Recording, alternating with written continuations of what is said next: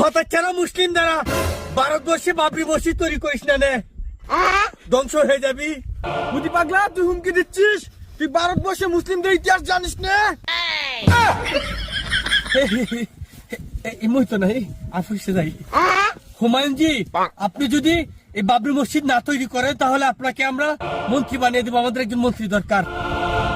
ধরাস না, পরে বানিয়ে দিতাম না, বুঝ না।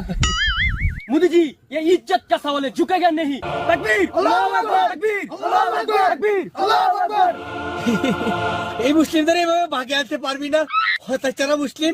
এক কাজ কর, ওই মুসলিমদের বাবরি মসজিদ যেখানে তৈরি করছে না, ওইখানে কয়েকটা আমাদের ভগবানের মূর্তি রেখে দে।